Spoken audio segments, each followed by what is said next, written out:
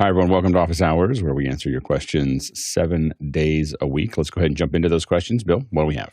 Jeff Simmons starts us off from St. Louis, Missouri. I'm not sure if this is the right place to troubleshoot and ask, but I'm wanting to get an oscilloscope for checking audio circuits and amps. I've got a NUC at my workbench, so something that works with software would be ideal if it's cheaper. Thoughts?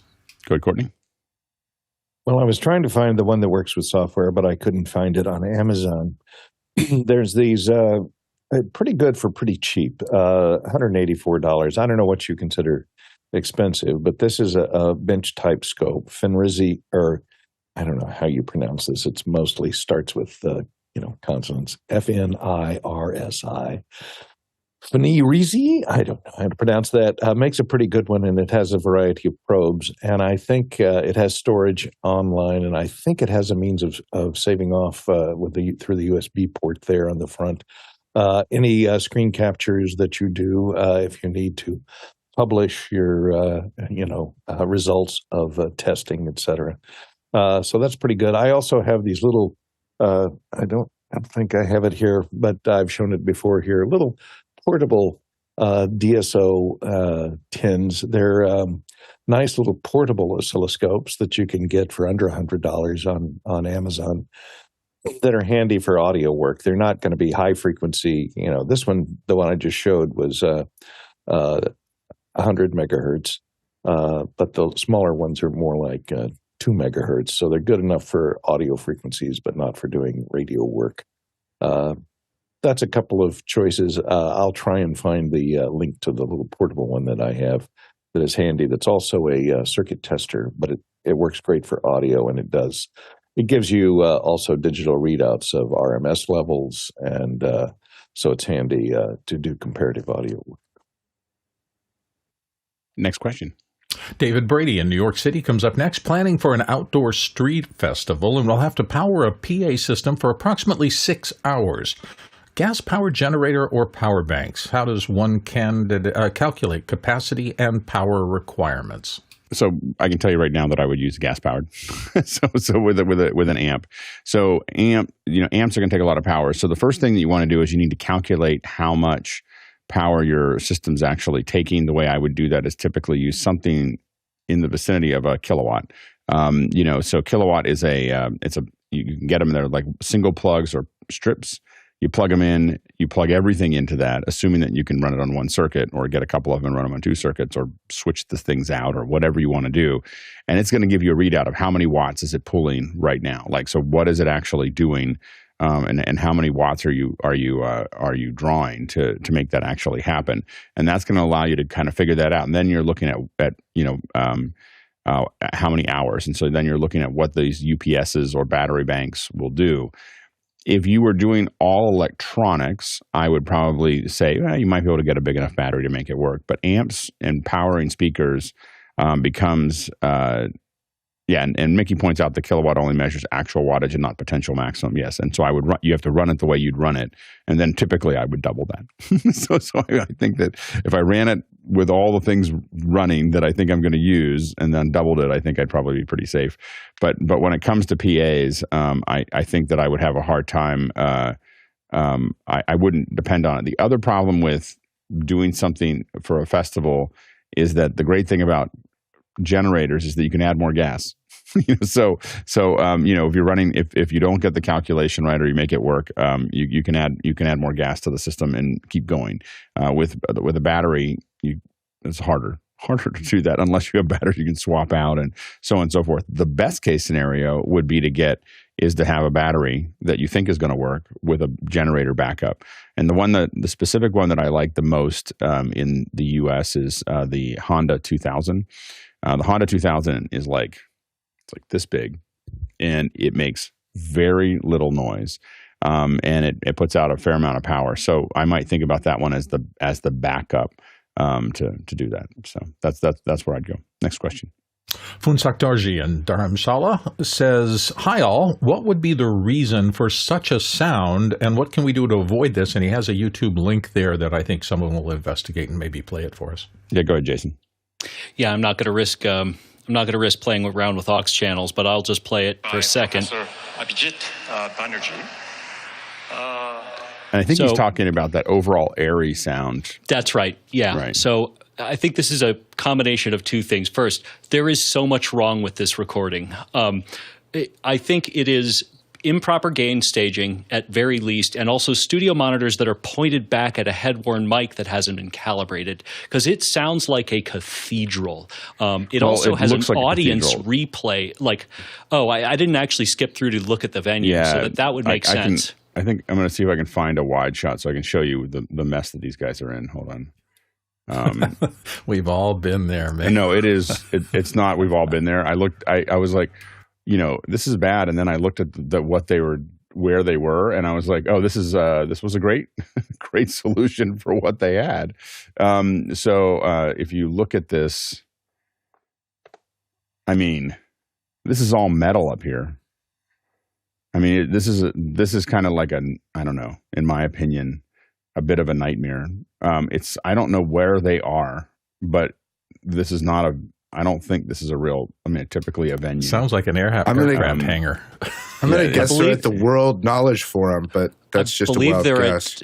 I believe they're at Seoul, or they're in Seoul somewhere. I know, but this can't be. I mean, they couldn't have built this as a venue. Like, I mean, I feel like they're in some kind of like warehouse, or like, decommissioned nuclear facility or something. I mean, it just, if these wide shots, I was like, what are you doing? Like, so the reason that it's happening is because there are a ton of hard surfaces there, and there are lots of them, and they're all bouncing, and so, so I think that what you're hearing is this kind of overall din that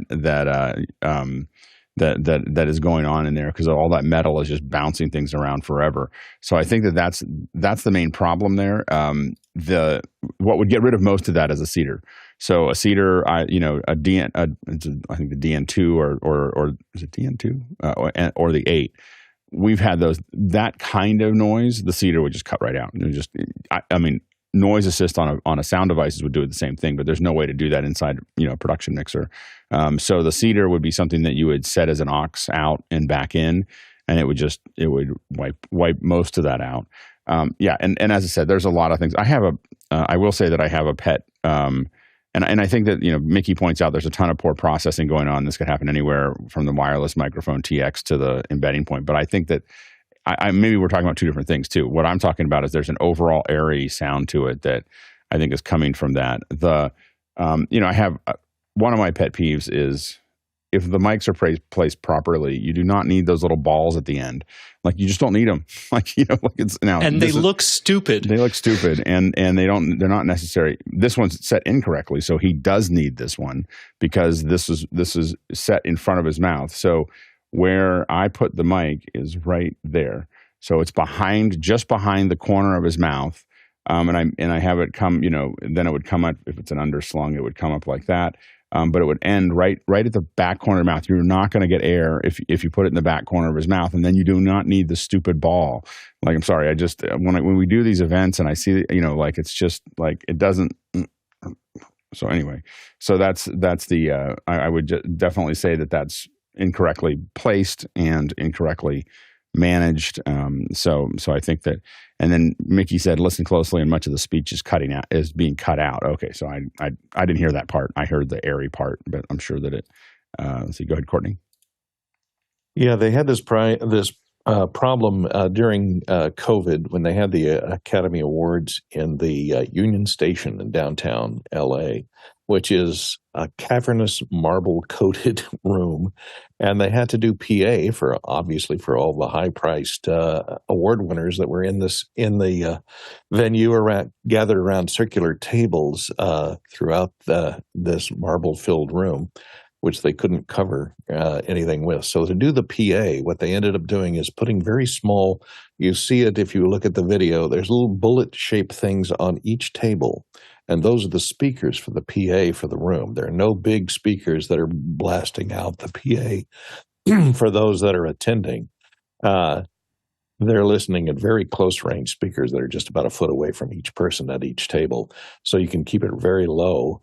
And as a result, you can clean up a lot of that. If you put a regular PA in there, you would not. It would ring out for about 7 seconds for every word that was spoken, and it's almost unintelligible. But that's a way to handle PA in a loud area. And then, of course, you got to close mic the people on stage, which is what they tried to do here. I can also hear pieces of the audience that kind of seem nonsensical. It's like I can hear the crowd, and I don't really understand why. It's the mics. The mics picking it up. Yeah, go ahead, Bill. Yeah, the only thing I've ever heard that's been similar to that was shooting in the empty cargo hold of a vessel. I mean, you get into a circumstance where somebody puts a PA in someplace that a PA does not belong, and for some reason or another, they have to shoot there. And that slapback, yeah, you're going to need some serious noise reduction, and also just training everybody to not fiddle with something when the AE puts the mic on you. Don't bring it in front of you because you want it to be louder. I've seen people do those kind of things, and they always kill you. This is a game of millimeters. Tuomo, I guess this is actually Inspire Korea. It's in the Inspire Arena. I guess evidently this is actually an event a center that was designed for this without thinking about audio.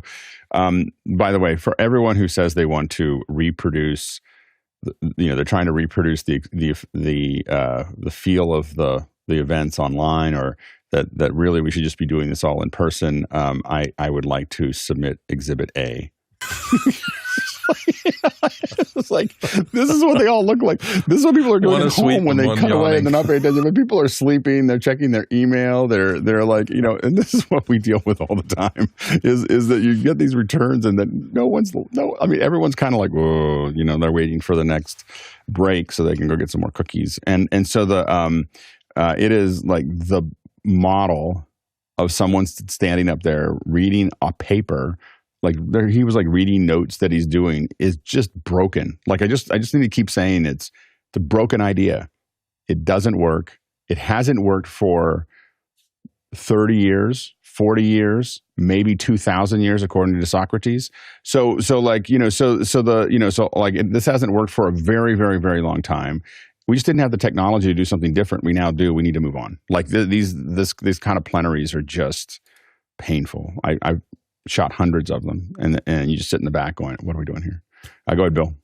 I'm even going to say this can mess up your speakers. I'll never forget, I had to do a lecture once, and there was probably 150 people in the crowd, and most of them were very nice and attentive, but there was this one guy who happened to be in a pool of light that I could see from the stage, and he spent the entire time working on his laptop and never once looked at me, and I don't know why, but my attention kept coming back to him and going, I need to do something to reach that one guy, because he's, can I get to him? And it really kind of a little bit threw me off my game because I know that I know I'm not going to, if I go to someone, I don't go to very many sessions of somebody else, but if I do, I sit in the back because I know that I'm just going to open up my laptop or I'm going to sit at my phone the whole time, and I'm just going to kind of be listening, kind of like waiting to see if there's a nugget that goes by while I'm working, so like it's do what Alex does. But sit I never in the back, though, I never sit in the front. I never sit in the front unless I'm going to ask a lot of questions. And again, I think that the model really, it's not just online, but the model that we really have to be thinking about when we work on events is how do we engage people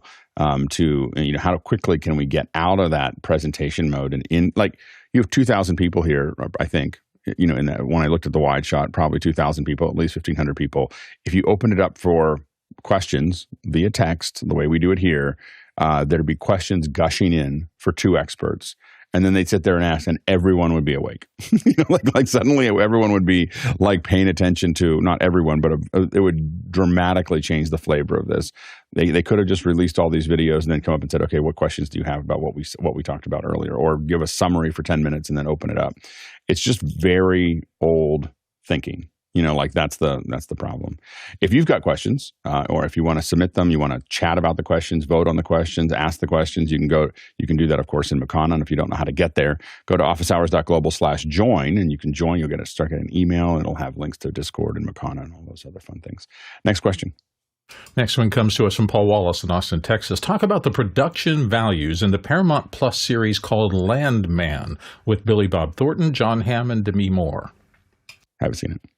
So no, it's in Paramount. I don't have Paramount. Paramount was released. I've seen it. Is it great. Good? Okay. Yeah, it's really good.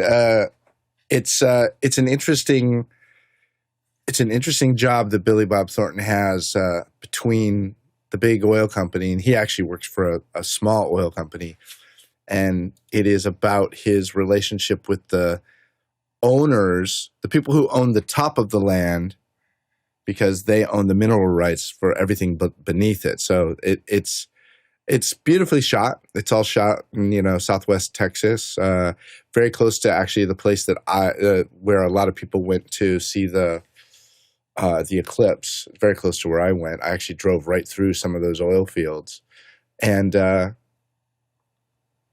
it's Taylor Sheridan production, so it's good. It's worth watching. You got to get through 4 episodes before you get to the meat of it. It's a slow burn, but beautiful. Yeah, I have to admit that Paramount came out too late for me. I'd already subscribed. I'd already reached my peak subscriptions, and I just was like, So when I see Paramount, I go, well, I'm not going to see that. Just unsubscribe to Disney for a couple of months and get this and burn through it. That might be worth it. I haven't watched something. There's some other good things on Paramount. There's another one on Paramount that's quite good is Lioness, which is yeah, that's the Special Forces one. I just didn't buy it's pretty good. It. Okay. Go ahead, Courtney. Sorry, I was trying to get back to my mouse. Yeah, it is shot in Central Texas, I guess, around the Bastrop area or somewhere in there. But it looks really well. I'm not sure who shot it. I was just looking at the trailer here, and I won't put it back up. Put it up for you guys. Although I don't think they would have a problem with showing the trailer.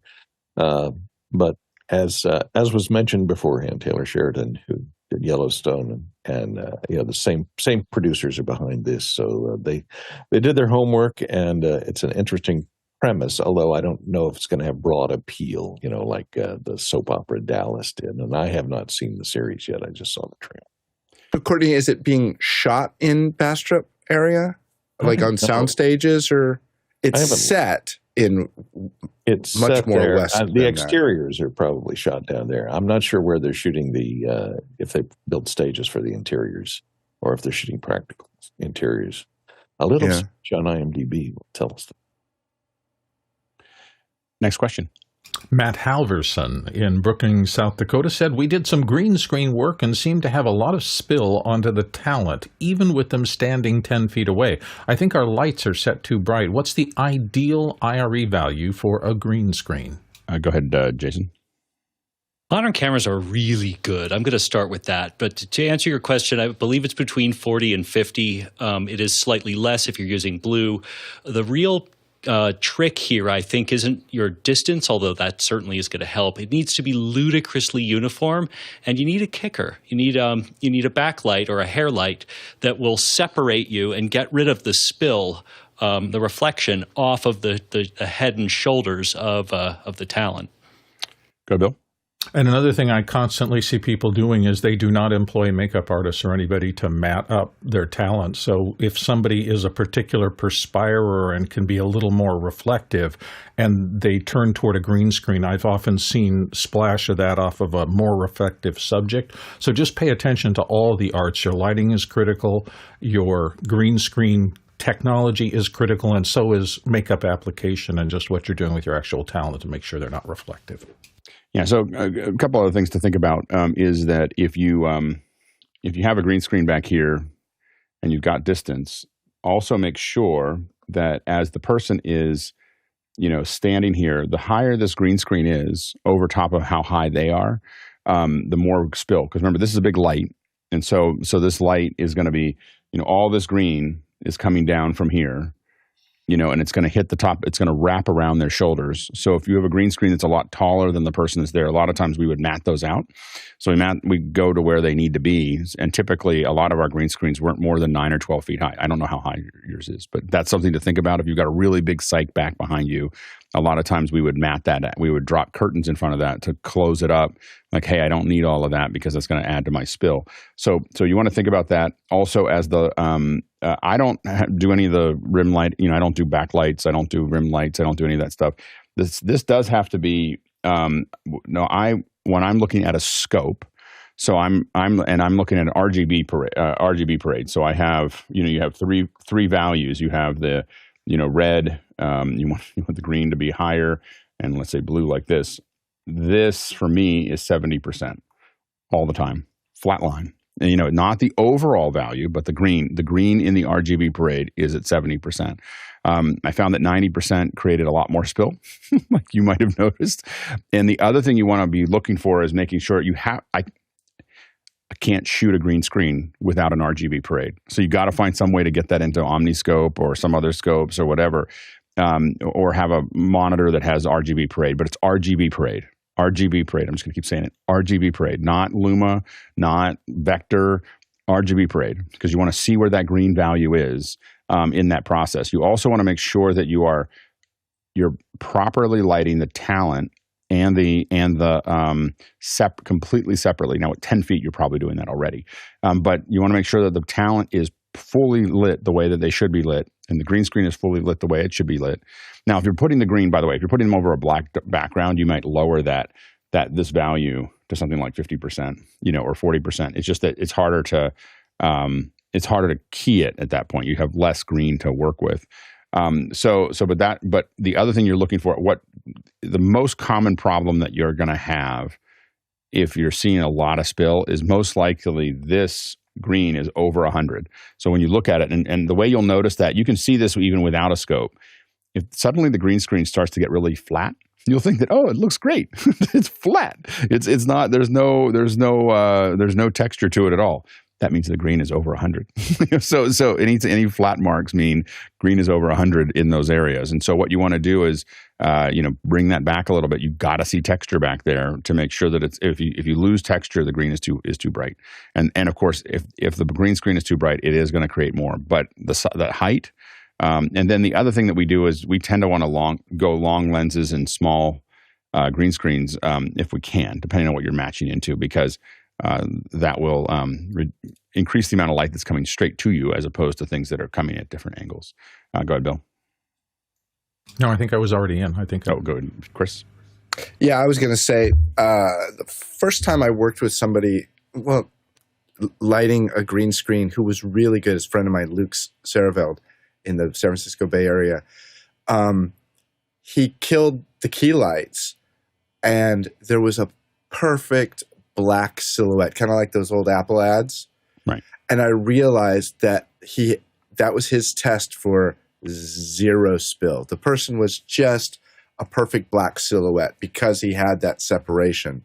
So right. All the other things, of course, but to a dumb person, that's what you're looking for. Do you see a black silhouette on the foreground person when the key lights are off? Yeah, and if someone starts wandering around with a light meter, you just grab onto one arm, take the other arm, and just push it away, push it out of their hand. Just like, and did you say waveform monitor? Is that what you want to see? The waveform? Is that what RGB parade? RGB parade. Huh, okay. That's what that's the one thing you're looking for, and you absolutely need it. Like, do not start shooting green screen without an RGB parade, and a lot of them are available on.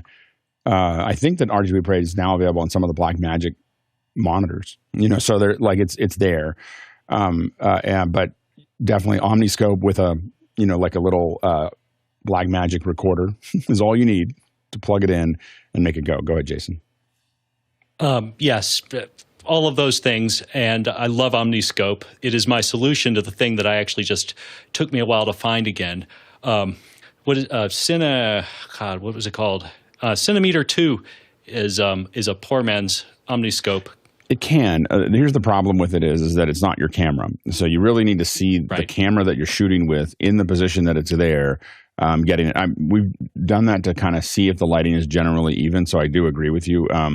Adam Wilt, puts together a good. I think that might be Adam Wilt's app, and he's brilliant, and he puts it together, and it's great to have. But it's not the camera. You need to see it through the lens that the camera uses there. And Jeff Simmons says Blackmagic scopes have it. Yeah, so you can. That's a piece of hardware that will do it too. Next question. Next one comes to us from Funchak Dorji. Hi, panelists. Currently use an Atem Mini Extreme. I'm interested in vMix. Please explain the type of laptop, configurations particularly, that I'd need for a 5-camera live stream with instant replays. How do I connect the Atem to vMix, and explain the workflow, please? Mickey says, it depends on the format, sources, decoding, encoding, etc. that you want to work with. I would avoid a laptop and would recommend a rack-mounted workstation or a desktop. And that's the challenge with vMix if you're going to take it on the road, is that it definitely can work, and there's people that are doing it. I think that Chris Sabato, I think, does a lot of this, and he'd probably be one of the people that would know the most about how, what setup that you'd want. I do think that if you're trying to do replays, if you're trying to do 5 cameras, you're going to need a super beefy. So you're going from your Atem Extreme to probably a $3,000 or $4,000 laptop minimum, to make that actually, to be able to keep up with that. Because remember that as you do that with whatever computer you're doing, you really want to run that at, you never want to see it go over 60%, in the CPU usage, or you're going to start to see frame drops. Eduardo Augustine says he's done it, and so maybe he'll post some stuff in the chat about what he has set up there. So it does give you a lot more flexibility. So once you use something like vMix, you're going to be able to have a lot more with graphics. Obviously, you're talking about replay. So those are things to one of the things that I'm still trying to get my head around is the replay out of Resolve. So I'm going the other way, which is how do I feed replay back into my hardware. So we'll see how that goes. But I think that it's on the road on a laptop, I would test heavily before I tried it in a real job. Next question. Next one comes to us from Douglas Carmichael. Has anyone used large battery banks successfully in production, like the Anker range? Go ahead, Courtney. Well, I've used battery banks in production, but just for powering a small amount of equipment, not for handling lighting or anything like that. Like we did at Gear one year, my little lead acid battery with inverter kept us powered most of the day for all the smaller stuff and recharging the camera batteries, things like that. These Anker stations, you can get them. The problem with these always is if your battery goes dead and it takes 12 hours to recharge it, what are you going to do in the middle of your production? This has an additional battery you can get, and it's $1,000 off right now for this 4,600 watt battery, along with a 2,400 watt inverter power bank here. These are designed. A lot of these are designed for home backup with solar, or use with solar for campers, things like that. If you're going to be out in the field, and if you're in this field, something like that might be handy. If you can keep one of them on charge during the day while you're using the other one, I'd be able to swap out. The problem with all these battery-powered supplies, if they go dead on you and you don't have a backup, you're up the creek. So without a battery, carry extra batteries if you can. Have them for this individual power pack, so that you will have a place to go to when the battery goes flat, because somebody plugged in the curling iron for makeup and the coffee pot for craft services, because that'll eat up all of your power. Good, Bill. And been there. Anker has come a long way. I mean, they weren't on my radar 5-6 years ago, and suddenly I can't believe the number of different products I have, particularly for all your small personal things. They have so many different kinds of things. And when you're talking about small things, today LEDs and small on-set lights can be so useful, but the ones with built-in batteries don't last very long. So I have a whole series of Anker products that I use for hanging off a light stand or something like that if I have to do something. And some of these have pretty substantial capacity. Most of them now run off of USB-C and have power delivery in them. They usually have USB-A as well. And so I'm thinking more in terms of individual device powering support than I want a big standard generator or something else on set, only because the power draws have come down as we've gotten more and more of these small devices that are useful in production. I do think that their engineering is very good. They seem to understand that, and for cost to benefit ratio, I've been kind of a fan of Anker for a long time. I don't even know where they made it. I'm sure they're an offshore company, but they seem to do pretty well. Jack Cannon says that I use those as glue for places where it's inconvenient to get power to. It's never the primary solution, but just glue to fix smaller problems. Eduardo Augustine says that I've been using the EcoFlow and they are good, not a gas generator, and they can be noisy on the fan. And you can also get a solar panel module for it. We definitely use a lot of UPSs. I haven't really leaned into using a battery for production, just mostly because it scares me. like that's so I mean the thing that I have used a fair bit is cars, and the funny thing is you can get a certain amount out of the lighter, but you can also connect directly to the battery, and you can pull a lot more wattage out of a car, especially if you're running it. So we've had cars running and then just run lines out to where we're shooting when we're doing remote, and that's felt better for us because we had somewhere to go. Next question. Next question comes from Jens Olsen in Sagal. Update to my AirPlay audio intro Dante to avoid Bluetooth question. Can you AirPlay to a MacMini into Dante using USB AVIO adapter, but not Dante virtual sound card? He didn't say can you, he said you can do this. Is this an issue with my setup, or is it a known limitation with DVS? You should be able to do that. No, this is, I think that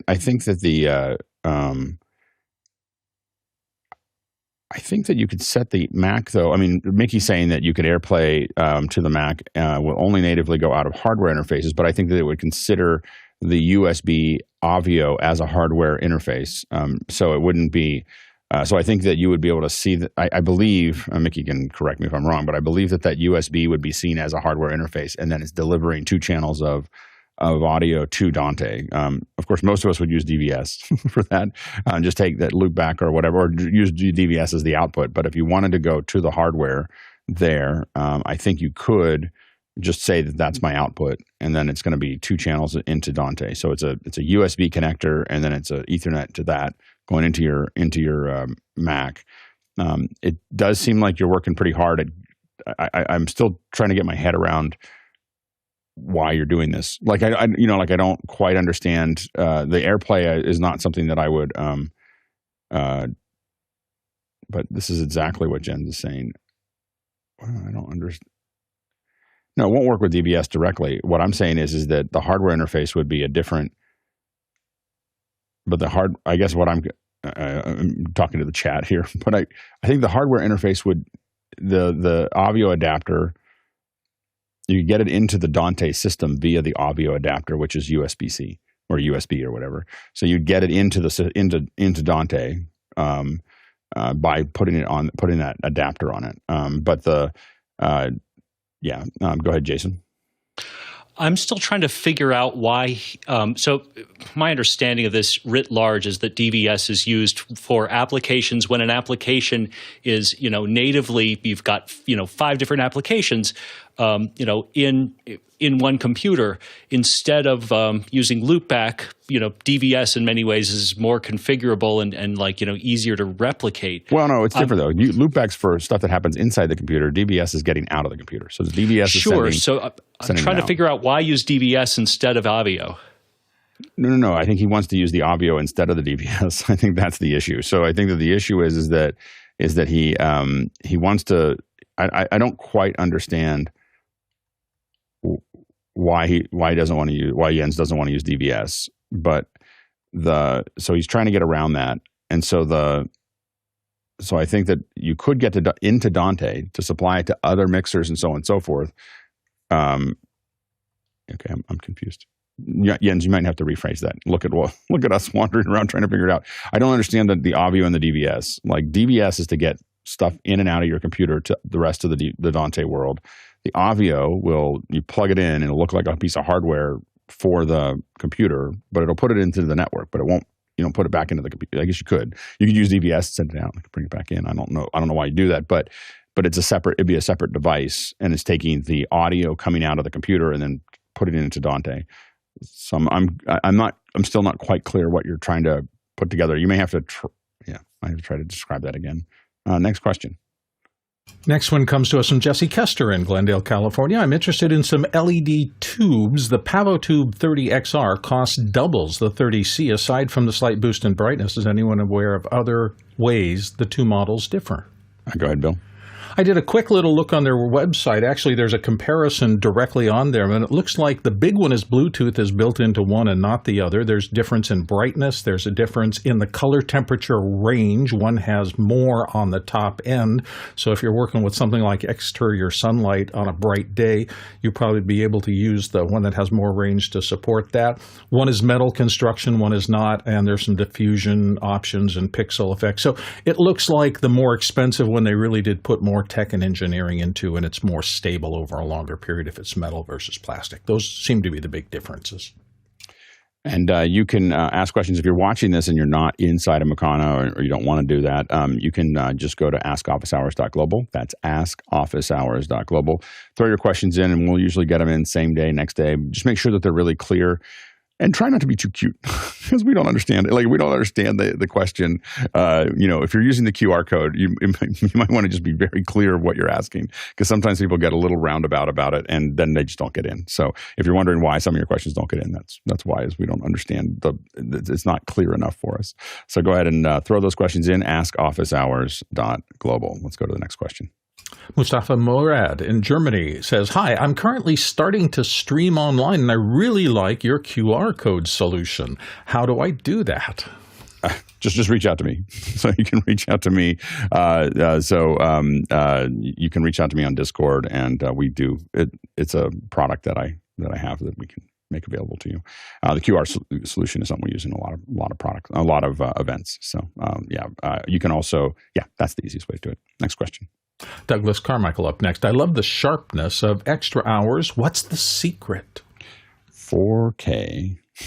So I think that this is, I can't remember whether we're doing this one now. I think we've been going back and forth because we're having some issues with the encoder, but it appears that when we stream to 4K, we're getting a much sharper solution from YouTube, even at 1080p.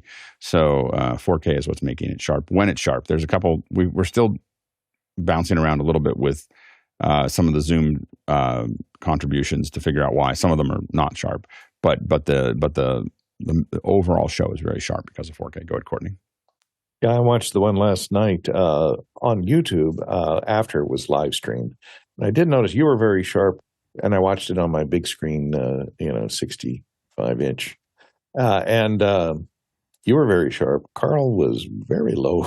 I guess he was. Yeah. So there's some kind where there's a handshake there that I think that we're still figuring out, which is that, because with Zoom ISO, I don't think this ever happens, but with the Zoom room that we're using there, what happens is we were looking at in Zoom, we're like, everybody looks sharp, but what's being delivered to the switcher was not being sharp. And it's hard because it's online and you're looking at a multi-view and it's hard to see it in real time. And we now know that we need to look at the video of it. So that's that's what we're, that's why we're, but what happened, what we think we need to do is, if we see that, the person who's in Zoom has to turn their camera off and turn it back on again.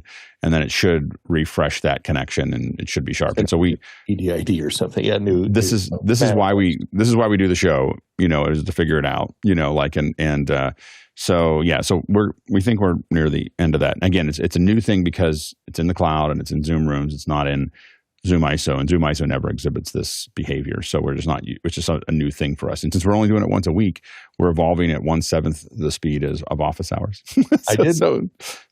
I did notice some a lot of clicks and pops in the audio throughout the whole show on everybody.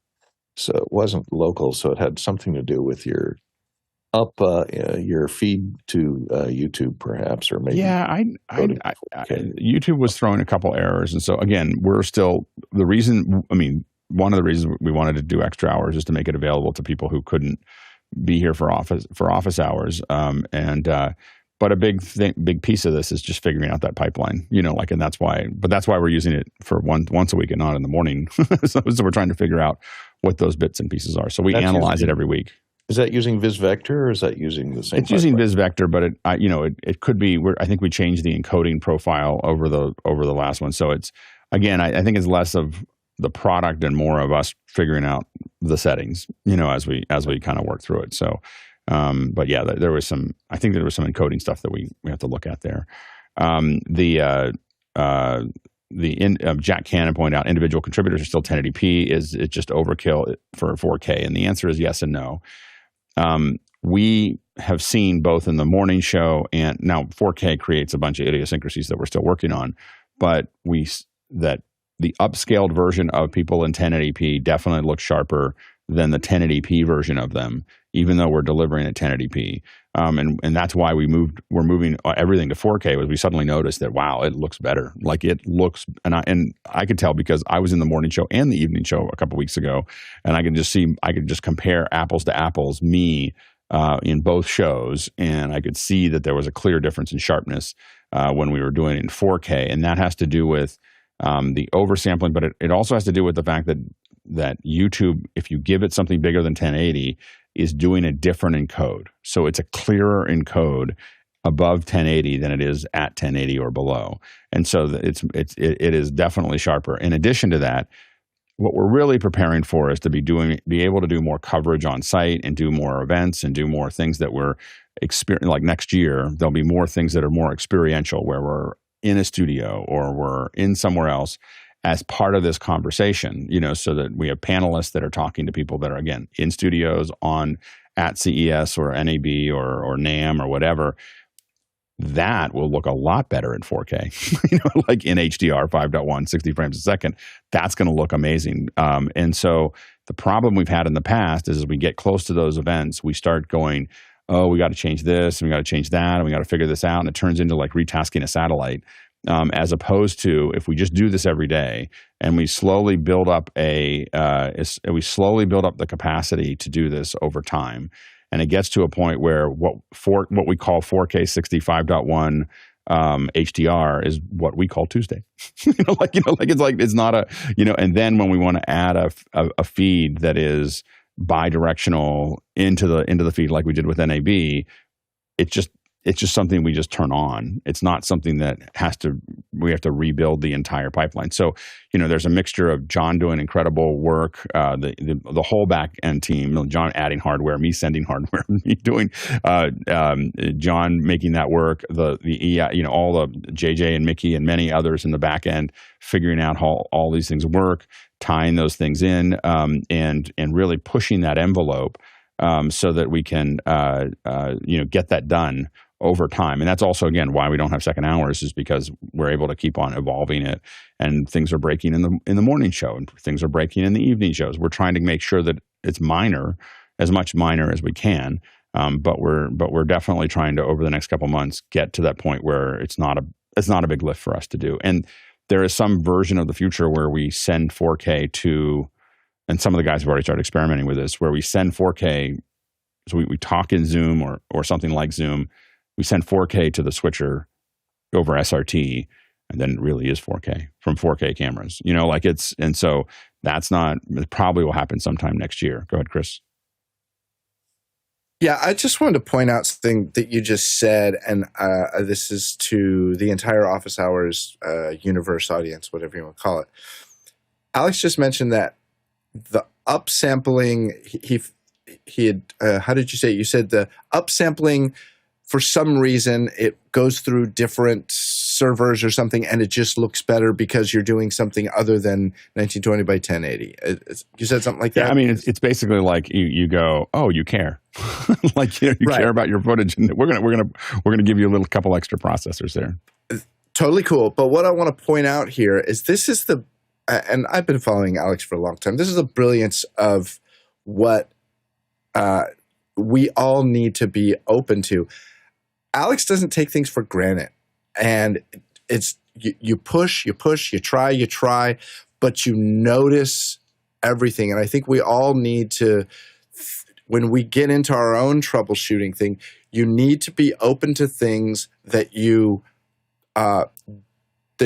don't assume to be true, and be aware when things are slightly different, and make note of that. And it makes you a better engineer. It makes you a better creator. It makes you a better operator. to really pay attention to the world that's around us, because sometimes we do see things that we wouldn't assume to be true. And I think we all need to be more aware of the world that we're working in, because sometimes weird stuff happens.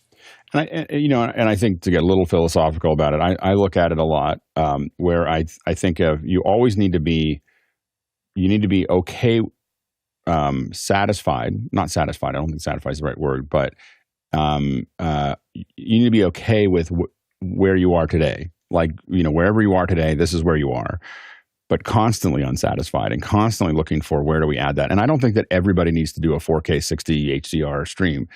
By us doing it, we are working with partners who are changing their pipelines. They're changing their software. They're adding bits and pieces of hardware. They're seeing things because we're pushing the outer limit of what their hardware and software can do.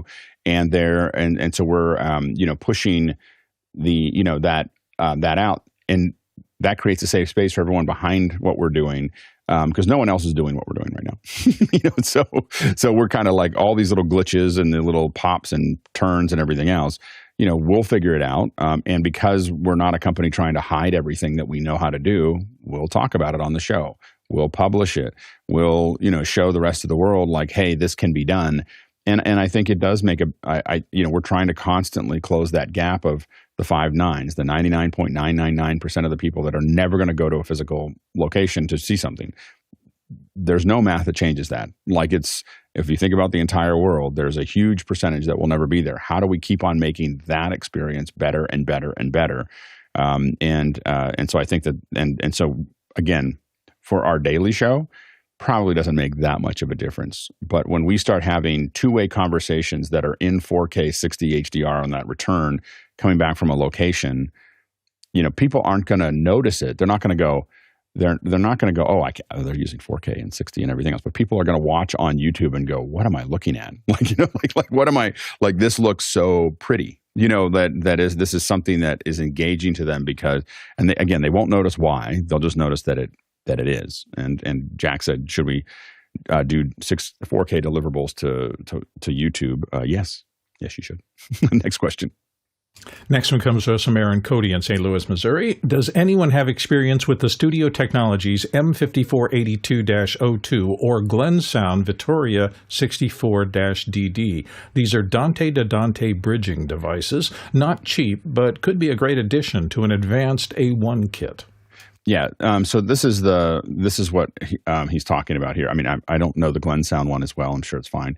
The one that we've seen before or used before are these Dante bridges. And so these are, if you're going to do a lot of, if you're going to use comms, or is this a Dante bridge? This is not the comms. This is not their comms, I don't think. This is, I misspoke. I'm thinking of something else that I use for this. I'm waiting to see. Let's see. Mickey said, I'm just going to wait for Mickey to talk, because I suddenly realized I was talking about a different device. When I looked at it, I was like, oh, I know what that is. It's Mickey PT. He'll eventually cue it up. Yeah, Mickey says that we regularly use the SSL HC bridge to accomplish the same for new facilities and systems that are Dante-based. MADI and AES 67 are more prevalent in the high-end world. I personally prefer to take analog splits directly from the stage rather than dealing with others' techs. And by the way, that's super important, what Mickey just said there. Analog, I try to take analog splits all the time, and it mostly has to do with clocking. So like, I just want to have it there. Now, Aaron said this is like a firewall between two Dante networks, so it can bridge between those two Dante networks, theoretically correcting the problems that I've had in the past there. But again, I agree with Mickey that I prefer to take analog splits. Next question. Paul Wallace in Austin, Texas, up next. How do you make YouTube playlists more relevant to your educational goals? And he's got a link. Go ahead, Harshit. I would take any subject matters that you're interested in and perhaps make shorter lists. So with any kind of education goals or related to education, I think attention is the biggest key here. So if anybody were to take, let's say, a subject matter to teach somebody about, let's say, Dante, take shorter segments of videos and break them down into shorter playlists. So maybe 5 to 10 videos per playlist. But if you exceed that, it could be overwhelming because the details might be a little uncomforting. So again, we could use an example like ham radio. If you're trying to study for it, go chapter by chapter, but each chapter could be a playlist, and then have shorter videos amongst those playlist video or per video title.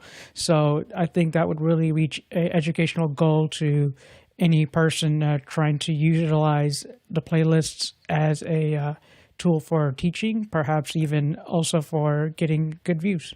Go ahead, Chris. I'm continually shocked by the people, I'm going to say in my life, but people, just people that don't actually have a YouTube channel. And you don't have to have a YouTube channel, but have a YouTube account. Just encourage the people in your life, make a YouTube account, because you'll definitely benefit from all of the stuff that YouTube does to help you find all of the, the gold mining videos that you want to watch after you watch one.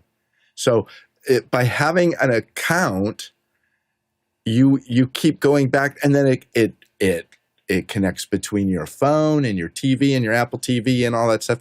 I'm just saying, encourage people. It's shocking to me how many people don't have that. Encourage the people in your life that you love. If you don't love them, don't bother. But encourage the people that you love to have, what's so funny? Don't watch that. Don't watch that. If it's someone you don't love, don't watch that. You know who I'm talking about, though, right? No, have a YouTube account. Even if you never upload a video, have a YouTube account. I will say if I give up all my subscriptions, the last subscription I'll give up is my YouTube Premium. It's too valuable to me. So YouTube with commercials is hell. It's just if you think like, how can you watch YouTube all the time? There's all those commercials. Like when you turn off the commercials and pay for premium, it's just you can't get away from the AG1 ads, though. Unfortunately, yeah exactly. Next question. Harold Williams in Portsmouth, Virginia. Where do you find inspiration when designing a broadcast package or advertisements for an event? Courtney? I look at movie trailers. There used to be a company here in town, and I tried to look them up on the internet, Kaleidoscope Pictures, that specialized in cutting movie trailers. They cut trailers for all the high-end movies. I found a Kaleidoscope Pictures, but this place is located in Utah, so it may not be the same one. But if you find a good production company that specializes in producing trailers or mini movies, they have a lot to work with, and they cut a lot of interesting stuff out of what they have to work with. And they usually like to tell a story in the trailer and not spoil too much of the movie by telling that story with all the flashy visuals and a lot of times custom music created for it. So look to the people that are specialized in producing, trailers for television shows and movies. Go ahead, Jesse. We used to look to like Pinterest or Google Images, things like that for inspiration, but it's become such a mess with, especially Pinterest, of having to do it their way, that we just go to Midjourney and we prompt after prompt after prompt for inspiration in different directions, mid-century modern or retro-futuristic, whatever it is, for different vibes, and then try to narrow those vibes down into some kind of layout, and then take that and run with it with your own creativity. But for starting the conversation, generative AI is a great brainstorming tool. There you go, Jason. So the larger the event, the less really creative leeway you're going to have. But the way that I think about this, aside from mood boards and what have you, is just the event itself. If the event was a statue, what would it look like? If the event was a person, how would it compose itself? How would it walk into a room? Lookbooks, things like generally the guidelines or the personas of the speakers that are going to be part of this event. How do you capture the zeitgeist and kind of bottle it up where it wants to be, or kind of the space where it historically has just owned, and try to message that way? Good, Bill.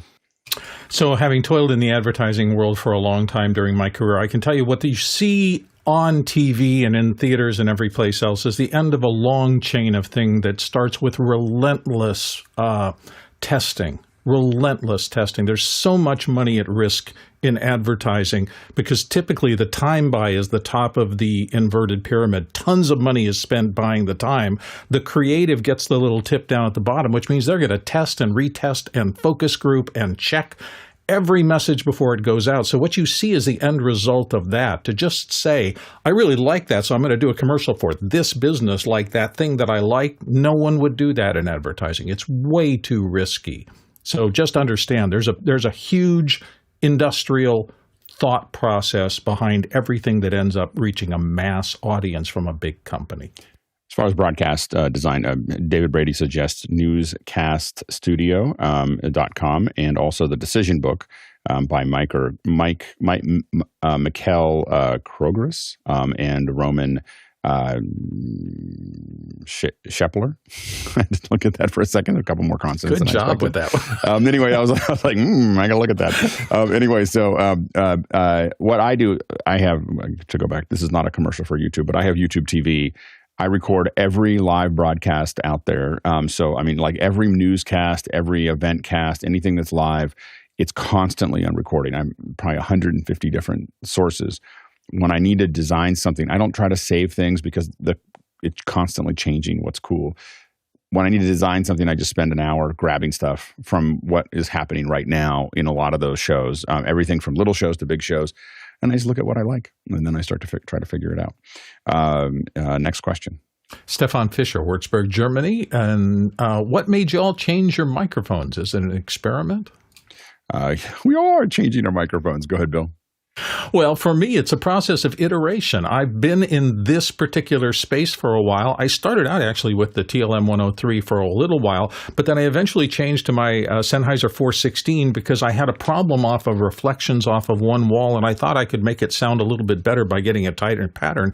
It worked really well. I stayed with that for probably 2 or 3 years. I've been on that microphone here, but just recently I had a reason to switch my delivery angle from this way, which is where my microphone used to come in, to this way, which means that there's a different reflection pattern back there. And I thought to myself, I wonder if the TLM 103 will do as well or better, possibly. So I decided to just try it out.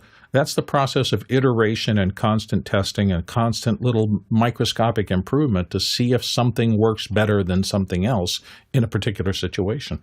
Go ahead, Harshit. So I started off with the SE Electronics V7 microphone, dynamic microphone. Worked out really well for me. I am right now using the RE20 microphone. The reason of changing it typically was that this microphone has the variable D effect to it, so even if I'm close to the microphone, the proximity effect isn't as prevalent. And of course, the clarity of the microphone is far superior to some of the cheaper microphones that I've tried in the past. So that was one move. Would I try anything else? The Shure SM7B might be a microphone to test out for me personally, just because of the handling noise or the fact that it rejects a lot of the background really well. So between changing and iteration, as Bill alluded to there, it's something that just works for the environment, I guess is a better term to say it. And for me, dynamics have worked out the best, but then it's maybe worth it to try a condenser once I get something to take out the room noise, because you're always going to be prone to different sound of your room with different microphones that you choose. So that's a little bit of why I chose. Good, Courtney. Yeah, if you watch from the very beginning, you see a lot of us have evolved over the period of years from the pandemic days where we were wearing headset worn microphones. Like we experimented with the Pile to find a cheap solution that we could send out to panel members or recommend to panel members that would have the mic close enough to them. I evolved. I tried the Pile. I have some expensive microphones, Shep's MK41s, and I have the one that Bill used to use, the Sennheiser 416s.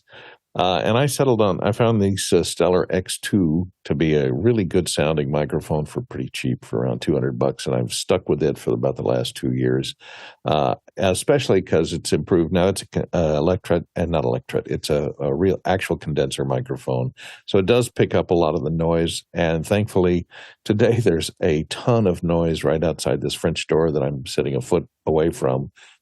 I don't know if you can hear it, but I have personalized audio on Zoom. Helps filter out a lot of that noise of the dump trucks that are dumping stuff on the street out front.